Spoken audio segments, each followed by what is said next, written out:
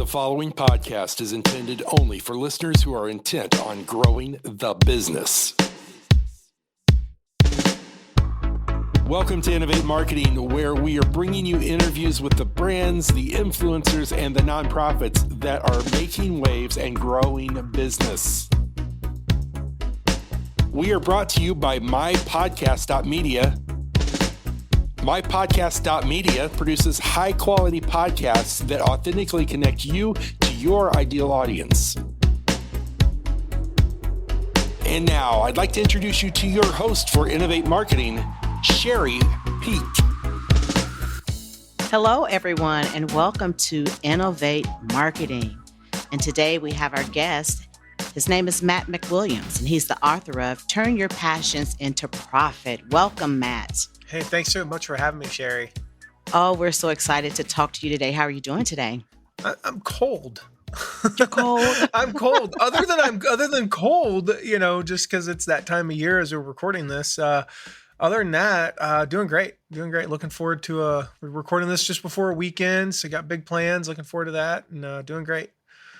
Good. It's good to have you here, Matt. So today we're going to be having a conversation, and you're cold and I'm hot because, as I told you, as I was reading over just your information, I got fired up about this conversation that we're going to have today. So hopefully that translates to our listening audience, and they could, feel the intensity of what we're talking about today and the relevance of what we're going to be talking about here today as well. So let's just get right into our conversation, Matt. So in your book, you talk about how to take your passion, your ideals, your unique story, and your message and build a profitable business around them. How timely is that conversation today? I mean, I think it's as timely as ever. The reality is we know this. I read about this in the book, this kind of about halfway through the book or so. There's a quote that I did another interview yesterday, and he was like, I love this quote. And it says that getting noticed is easier than any point in human history. We have, people don't realize, I call it the magic rectangle. We have a device that sits in our pockets that can reach an international audience in real time. Like if you actually think about that for a moment, and just forget about the fact that it's become the norm over the past decade or so. That's mind-blowing. Literally a person from 2005, that would be 17 years old, a person born in 2005 comes to the future. Their minds would absolutely explode at what we're able to do with the rectangle in our pocket. So getting noticed has never been easier. The ability to stand out has never been harder. So they tie together. The easier it is to get noticed, the harder it is to actually stand out. And so I think the message, the kind of the principle of this book comes from the idea that, like, in my coaching practice and in working with entrepreneurs for the past 17 years, I see these entrepreneurs on these two opposing sides, and they're very different. I very rarely see people who find that perfect ground, and that's what the book's all about. You see the entrepreneur on the one side who says, they wake up every day, they love what they do, they're passionate about what they do, they get excited, they jump out of bed, their passion wakes them up, they don't need an alarm clock, right? But they're not making money. And I was that way for 2.5 years with my blog back in the early days. I would wake up every day. I'd be blogged by 5:40. I'm sitting in the chair typing away, and I'm like, this is so fun. I'm making an impact. I'm changing people's lives. I'm loving what I'm doing. And 2 years later, all I had to show for it was about $15,000 in bills. I've been paying for hosting, and I've been paying for, VAs. I've been paying for podcast equipment and all this stuff that goes along with starting a business, but I had no profits to show for it. And then we have people on the flip side, they're doing great financially. They've got the business that they've always dreamed of in terms of finances. And they're even having an impact, but they're just not passionate about it. They're in the wrong niche. They're in the wrong business. They don't know what they're doing. And so, that's the principle of the book, is just, that we're all messengers now. Sherry, you're a messenger. Everyone listening, you're a messenger. And messengers are the ones who are defining this economy. this new economy, like the 2005 to 2022 change, as we've all become messengers. And so the entire principle of the book, the whole premise of the book is, hinges on the one belief that the world needs your message. The world needs your message, but it's not going to wait for it. Like the world needs your message, but it's going to move on without it. And so we've got to find a way to get our message, our ideas into the world. And of course, that means you got to be able to stand out in the world. And so a lot of the book talks about that. Like we can talk about those, like ways to stand out. How do you use podcasting to contribute to your personal branding strategy and to share this message? I would almost say of hope, for those who want to start, in the area of entrepreneurship. Yeah. Podcasting is a medium, blogging is a medium. Doing lives is a medium. And I've done all of these. The reality is I do not like writing. I like having written, as Andy Andrews says, but I love talking. And it took a while. It took me about 50 episodes of my old podcast. So I'm on episode 5. I just recorded episode 515 of my current podcast, The Affiliate Guy. I had 99 episodes of a previous one before that called The World Changer Show. Yes, 99 is a weird number to stop at, but I realized it wasn't my passion, and I stopped. But it took about 50 episodes to really get used to talking into a microphone. Like you and I are talking here, I see you, you're right there, and there's a face that I'm talking to, and it's still to this day a little bit easier than talking directly into a screen. But for me, there's actually an exercise that I'll share in a second that I use that gets me in the right mindset to be able to do that. But it's a medium, to convey a message. And sometimes that message is you got to break false beliefs. Sometimes that message is you got to teach things, step 1, step 2, step 3, step 4. Sometimes it's you got to teach them the why. And, sometimes you got to teach them the how. I had a lady, we actually just interviewed her for a position with our team as an affiliate manager for our agency. And she came into our ecosystem because she got hired as an affiliate manager, didn't know what the heck that was, she was already on the team and they're like, can you do this too?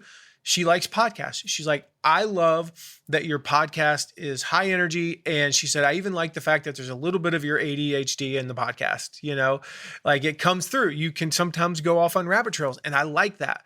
And so for me, I just found that that medium allowed me to be more me. My writing, I don't actually write. I wrote every word in this book, to be clear.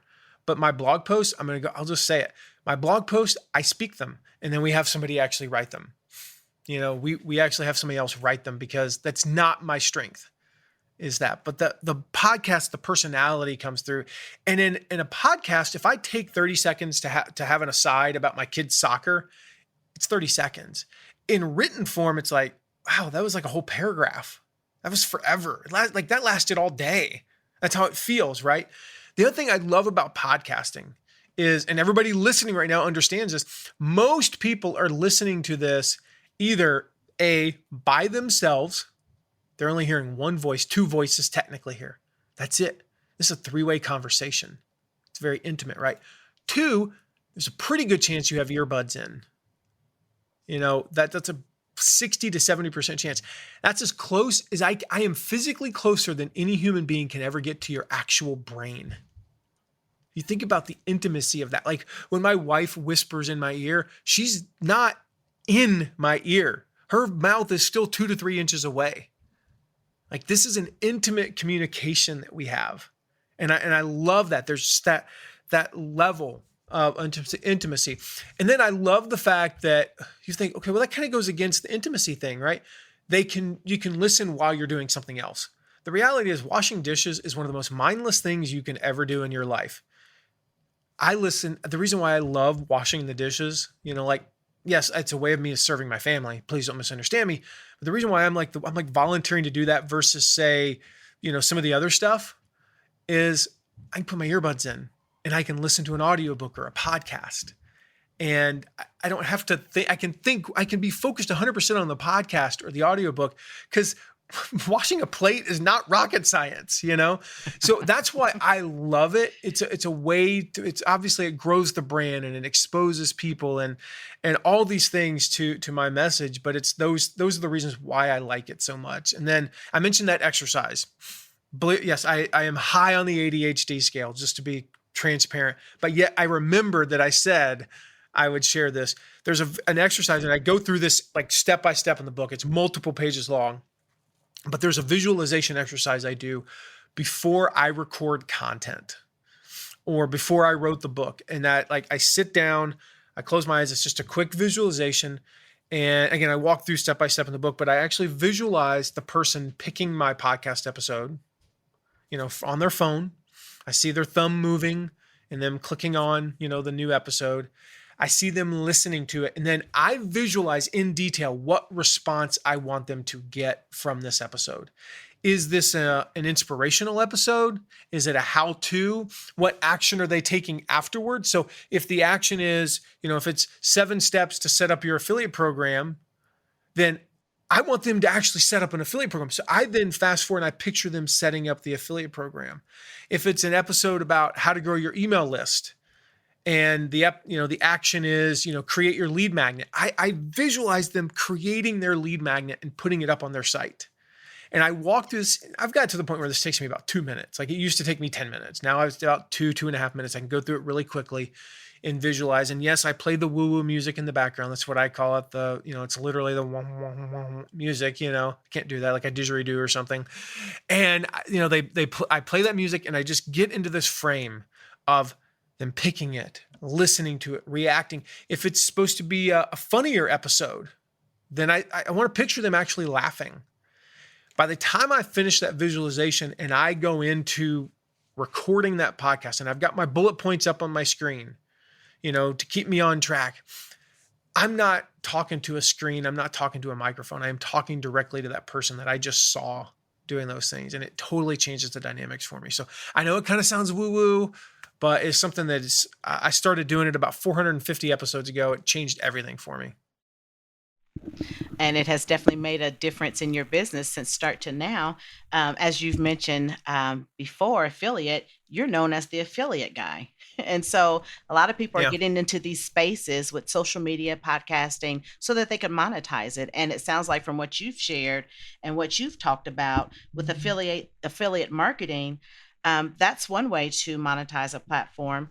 But how would you encourage someone that's thinking about, hey, you know what, I have this talent, I have this passion, I have this gift, I think I could really do something with it. So you kind of talked about how they can choose one of those areas, but then that next step to either starting a podcast or if they're thinking about monetizing it, can you just briefly speak to how affiliate marketing could help in that area?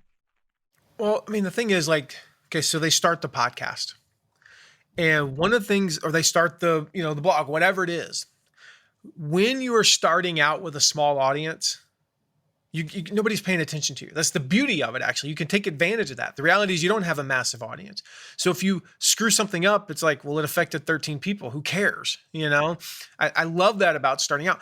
It's the perfect time to start monetizing. This is the key. This is the key thing, Sherry, if I could get through to everybody listening, is like, so many people, and I don't know how else to say it, they're lies. They say you got to have X number of followers, you got to have 100 episodes, they Y number of years, right? It's like an algebra equation, like what is X, what is Y, right? Ultimately, it's all about mindset. How you view making money from your passion is what determines how much you make and how much of an impact you're going to have. And there's so many people out there, and like, this drives me nuts. They say you start a platform, you got to give, right? You got to you got to release so much content, right? Content. Never ask for a financial transaction. What did I say earlier? You ask what happens when that happens? Burnout. It sets you up for burnout. I know, like I said earlier, because I've been there. And so don't get me wrong. I want you to give like a ton of awesome value. All right, for free. So this podcast episode, you're listening for free. In the next year alone, we are going to give away more than 340 hours of free content. If you take the podcast episode, the blog post, everything, that's almost a full hour a day almost a full hour a day, you could listen and read my material for free. No charge whatsoever. I'm not saying you have to give away that much, but creating value for free is a great way to attract followers. Like my podcast episodes are free. That's where most of our clients come from. It also is a way for me to serve people who potentially can't afford, my paid offers. We have almost 10% of all of my audience is in effectively sub-Saharan Africa. Kenya, Tanzania, Nigeria, places like that. They can't, most of them can't afford what we sell. So we give them tons of free value. But the thing about this is, like, when you start the podcast, I want you in the money-making mindset. There's two types of people in the world: people who have more money than time and people who have more time than money. The people who have more time than money will spend 50 hours on YouTube going through every video, listening to every podcast episode, and they'll piece things together. The people who have more money than time say, give me the system. They just want to pay $1,000 for the system. I'm never going to sell to that second group that have more time than money. It's never going to happen. But I can sell to the group that has more money than time. And so we want you in that money-making mindset. And the reason I love affiliate marketing, like when we're starting off our platform, you start your podcast, whatever, you don't really know what to sell. You don't know what your audience is going to buy. You don't know what price points are going to buy. You really don't even know how to sell. Like, you don't know marketing very well. And affiliate marketing bridges the gap between having nothing to sell and selling nothing at all. So we get to start promoting other people's products. You get all the benefits. If you're starting out, you don't have much of a team, you don't have customer service, like you get, say, a 40% commission and 0% of the hassle. Like, I love it when I promote other people's courses. We have our own courses. We have our own price. We have our own coaching program. I love our clients, but I also love when I can just send 50 people to somebody else, and when their login doesn't work, the video doesn't play, they can't join the Facebook group, I don't have to deal with any of that crap. I love our clients, but I also like sometimes just making a lot of money and doing no work, on the back end. So the big thing is to start on day one. So it's very simple. I can promise you, in your first month, if you can make $10, maybe you'll make more, maybe you'll make 100, maybe you'll make 1,000. If you can make any amount of money in your first month, completely changes the dynamics. I mean, it's versus zero. It is absolutely amazing. And so we see with our students, like some of them, when they sign up, we send them a dollar bill and a certificate. This is a little letter and it has a certificate in it. We say, frame that when you make your first dollar, like you go to the restaurant, right? And it has a dollar bill on the wall. It's the very first customer they ever got. The problem is most affiliate programs are going to pay you via PayPal or direct deposit. You never have that physical representation. And we have hundreds of students all over the world who have pictures with them and this certificate with this dollar. Is the dollar in and of itself, like, is $1 going to change anybody's life? Like, even in sub-Saharan Africa, is $1 going to change anybody's life? No, it's what that dollar represents. Like, you did it, you proved it. It is infinitely easier to go from $1 to $10,000 than it is from $0 to $1. So if I can get you to that first dollar, and usually it's not exactly $1, then it's going to make everything so much easier. But the key is you got to start on day one. That is the best time to monetize. Like, the best time to monetize is on day one. The second best time is right now. So wherever you are right now, Matt, I've been podcasting for 3 months.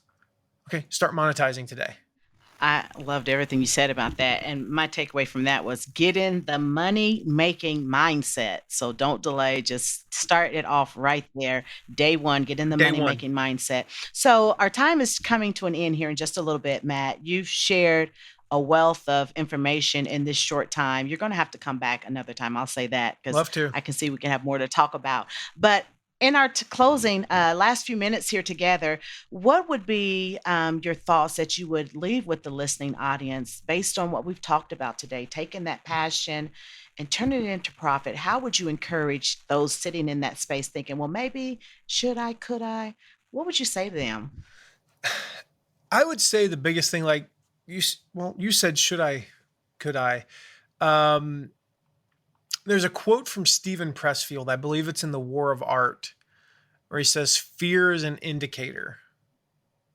And he says, fear tells us what we have to do. The more scared we are of a work or a calling, the more sure we can be that we have to do it.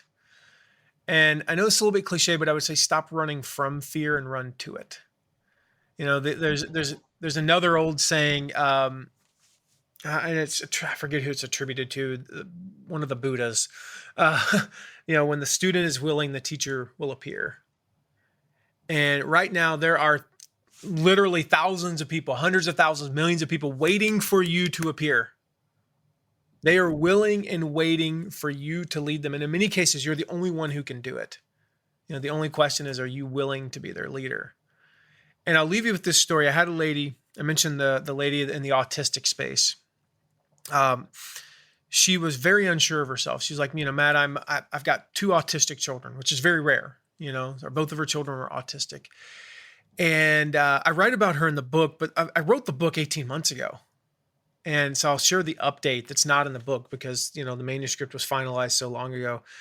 But I talked to her one day and she just said, man, I can't teach this stuff. I can't build a platform on being an autistic parent. There's too many people out there that are smarter than me. Too many people out there that have more letters after their name. Too many people in white coats and degrees and credentials and certificates and whatever. And I can't do this. And I said, I don't know what made me say this, but I just said, can I ask you a question? She said, yeah. And I said, have you ever thought about killing your children? She's like, what? And I was like, never crossed your mind? And I'm like, I'm literally not go through the process, but have you ever just said, I can't handle this anymore? She said, Matt, every day. I said, do you think that every other parent of an autistic child or even just regular children maybe feel that way? And she said, yeah. I said, so why don't you start creating content around that? You can learn from the guy with the letters after his name. You can read the books and then you can translate that into everyday experiences. So she started a YouTube channel. This is like 2 years ago. At the time I wrote the book, the success story was that she started. The success story was that she recorded some videos. About 6 months later, right as we were finalizing the manuscript, she actually had a video that she recorded about traveling with autistic children.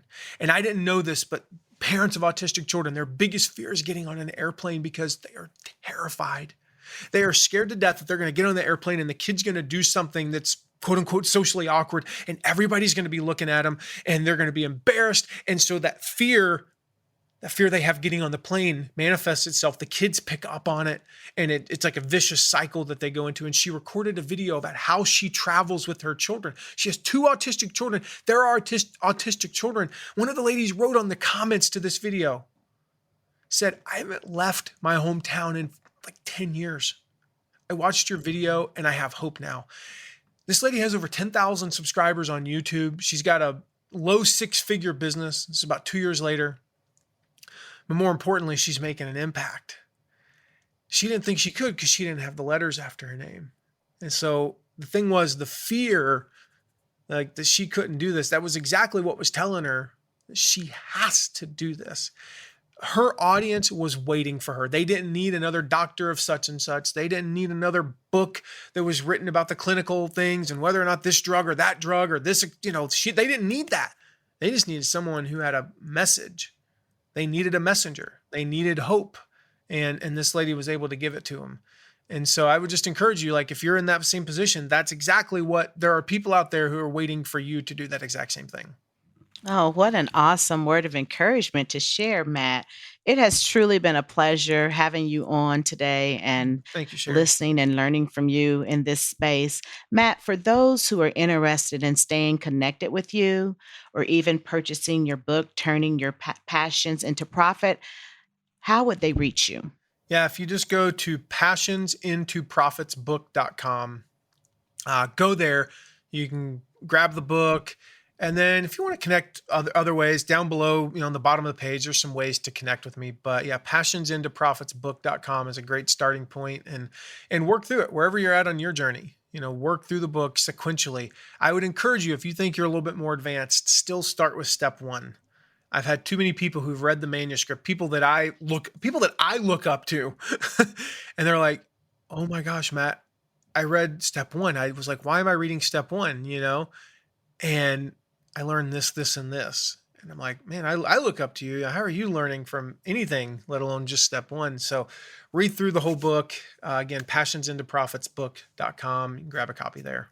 Well, friends, that's our time with Matt today. So, as we've heard, the teacher has shown up. So, if you need someone to coach you or help you into turning your passions into profit, we encourage you to reach out to Matt and connect with him and let him lead you into the way of making all that money that he's talked about. So, again, Matt, thank you so much again. And until next time, friends, be great and stay safe.